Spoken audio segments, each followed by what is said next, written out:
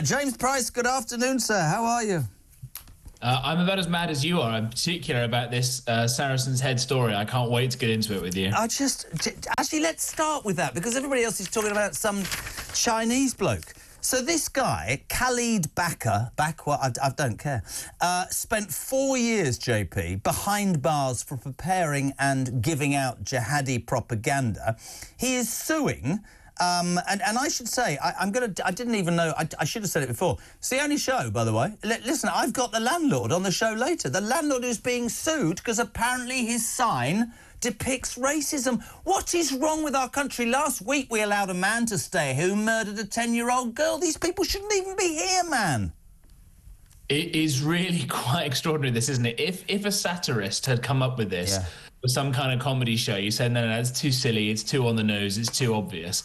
The fact that this person complaining, as you say, spent 4 years in prison. What he did was he was caught by a tube driver with a load of papers on him that was saying jihadist material. He also radicalized a 17-year-old kid, and the intention was to hand these literatures out. There it is, just in case you can't see it. Saracen's Head in, there's the picture. Green King is the brewery.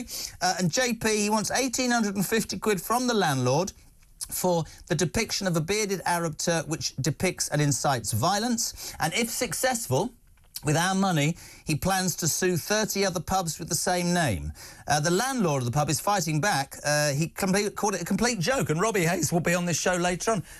Do people really think that that's acceptable? This should be thrown out. How does it even get to the point that a lawyer takes that job? It's all extraordinary, isn't it? Well, I was just going to say that, what does jihadism mean, right? You'll have some people, because it was being screamed around during some of the anti-Semitic pro-Hamas street riots, peaceful protests. Yes, that's it, peaceful, yes. That were happening across London in many recent, almost all year, frankly, more than a year. Jihadism, literally, in the context in which this man was attacked, was talking about fomenting personal terrorist atrocities and attacks against other people. It's not just Islamism, which is a kind of political form of Islam, saying, we should take over various countries through political means. I mean, jihadism, being a jihadist, literally means you want to go and commit violence. And that person was put away into prison for doing it, comes out and tries to say this. And I think this is the big, wide problem we've got here, is that we have become such a soft and gentle and tolerant and lovely and cuddly society. Wet. And civilization and wet. Because we've got these lovely laws that say you have a right to free speech and you have a right to free assembly and all these things, which, if you're all a bunch of people of vaguely similar cultures, or when newcomers arrive, you make people integrate into that culture. And I happen to think that the British way of life is the most superior of all. They say that travel broadens the mind. I think in my experience it's just confirmed for me there's no place like home. True. But that these are people who are using our freedoms against us. They know how to play the system, how to rig it. But JJ, that's my point, and that's what I have been going on about in terms of. I only touch upon this because Yvette Cooper today refuses to set a timetable for stopping the small boats. Of course she does, because she hasn't got a bloody idea or a plan. None of them have. This is my point. Whenever we're talking about deterrence to stop migrants coming to our country, not the economic ones before the bedwetters start on me, I say, you can tell me about dangerous routes, you can tell me about oppression, you can tell me about war and everything like that. The truth of the matter is, we are as soft as we are. And if you know that going to England, right, gets you a hotel, gets you a handout, gets you this... I heard some lefty lawyer earlier on one of the shows going, we should take our fair share. We don't take enough. And we're a country of humility and humanitarian attitudes. We might well be, but I tell you what, we've got millions of people in this country who are really, really struggling. And as every day goes past and every mad story I hear about, and I hear about British people, and I genuinely mean this, who are feeling so far back in the queue, and I look at America, and I said this to somebody in Starbucks, and he looked at me and he went, I think you're right. I don't even know I was talking to him. I think we're going to have a Trump moment in this country. I don't know whether I'm going mad, it's my age, but I genuinely believe that a lot of people who have been unheard or haven't spoken out in the past, not fanatics, not right-wing extremists, just people who are going, hold on a minute, and I say it every week, I've done my life properly and I'm being screwed here. And I don't know, we talk about being a soft and decent country. We're becoming a laughing stock. Stuff like this should be thrown out. He should be thrown out. I don't understand it. I really don't. No, you make a lot of good points there. I mean, the Trump moment is, again, you have people on the American left who've become so so soft, and they've got themselves boxed into a corner that says that all migration of anybody at all times is always brilliant, including and maybe even especially those crossing over their southern border illegally. And we've got to the same kind of point here. The American people clearly had enough of it, as the election of Trump proved. Not only did he win their system, he also won the popular vote, the first time in decades the Republican managed to do that. And there were swings of basically everybody towards him on that point. Look at the continent. I think in a couple of years' time, you're probably going to see someone like Marine Le Pen winning in France. You're going to have elections in Germany just next year where the right-wing party is going to win only because it managed to totally... He lost a vote of confidence today, the boss, didn't he? Olaf Scholz did, just a few hours ago. That's going to happen. And Friedrich Merz, who's the successor to Angela Merkel in the sort of centre-right party there, has only managed to get as popular as he is by totally distancing himself from that disastrous Angela Merkel, who led 1 million fighting-age young men in 2015. She's lucky, by the way, that the bar for worst ever German leader is quite as high as it is. But second place to them in Germany is the AfD. They're a very hardcore anti-immigration party, to say the least. You're seeing these things popping up all over Europe. Sweden, that used to pride itself on being a humanitarian superpower and has let in so many people of different cultures, they now regularly have grenade attacks on the street, is starting to send people away, send them back to where they came from. Denmark is doing the same. It's paying Syrians tens of thousands to go back to Syria. And actually, with one good thing we can do here, of all the probably economic migrants who came over here saying they were fleeing Assad in Syria, well, now that he's gone, they can all go back as well. And I'm afraid that giving them money. No, get on a plane and go home. It's not oppressed anymore. Sorry. And again, and I don't mean to sound, and I want to make this point.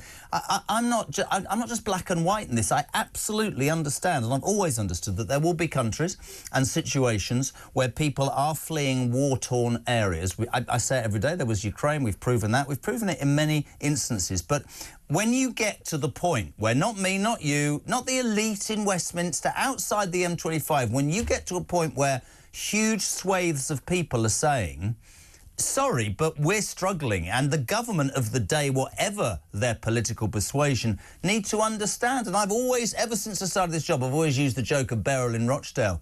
She's more important than Marcus in Knightsbridge right now. And Beryl in Rochdale is saying, I've paid my taxes, I've done everything right, and I feel like I'm an 8th-class citizen. And that, I think, something has to give. Interestingly, you're a political... I'm not going to say nerd, that's Cardwell. You're a political genius. Today, Keir Starmer, bless him, woke up to the news that he is... Which takes some doing.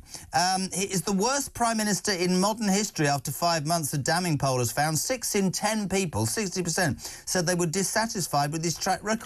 This, of course, is worse than Liz Truss. She didn't last 5 months, but I mean that is unbelievable. But when you look at what this guy's done, I mean, the latest thing today, a Brexit surrender squad of 100 civil servants off to Brussels to try and forge closer links. And all the people go, well, let's vote again. No, it was a referendum. That's what we were promised. It was a majority. He's lied again, hasn't he? Lied again. Yeah, he absolutely has. I mean, the man is a pathological liar. I'm afraid that his Chancellor, Rachel Reeves, is also a complete liar. The Labour Party manifesto was a tissue of lies from start to finish for anybody who managed to get that far through it.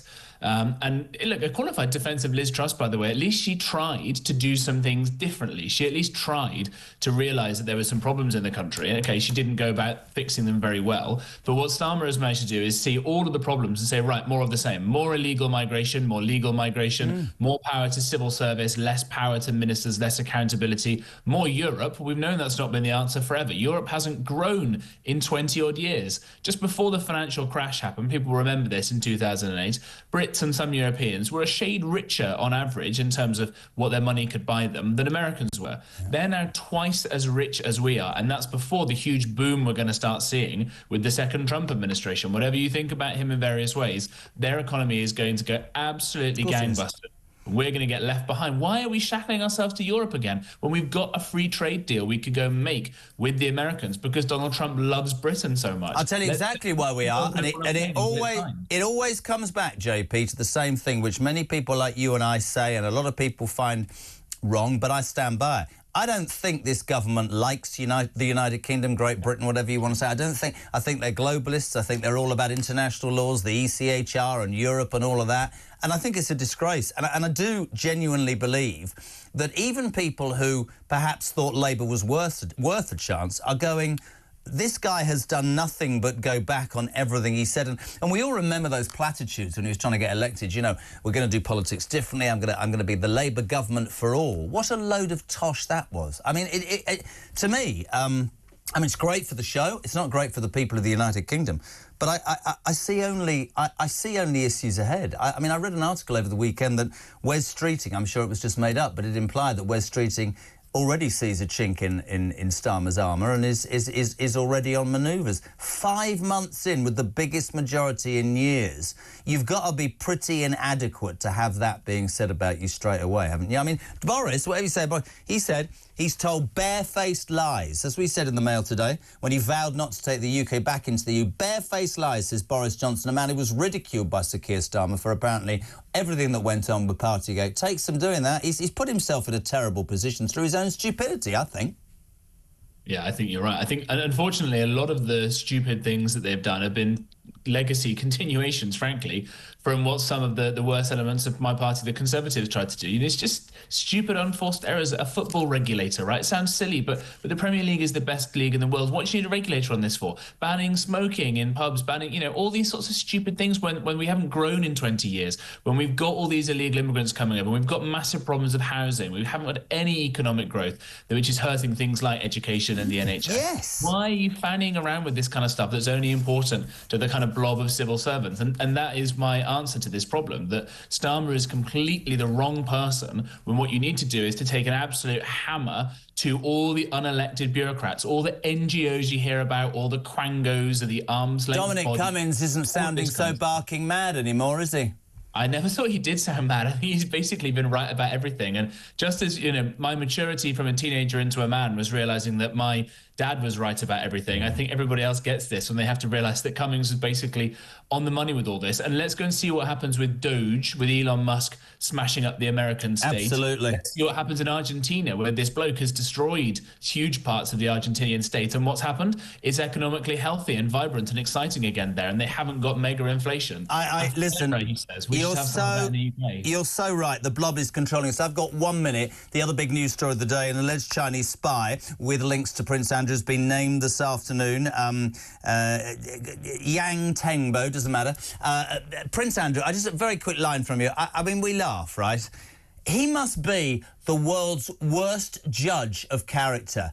Epstein, Ghislaine Maxwell, now a Chinese spy. This is just my opinion. It's not Talk's opinion. I'm not saying it's true. But allegedly, I was thinking as I was driving in, one wonders now how, not being on the civil list and with no job, he's been able to pay nearly 300 grand a year to upkeep Royal Lodge. I'm just going to throw that out there. If I could use the word, he is an idiot, man, isn't he? An idiot.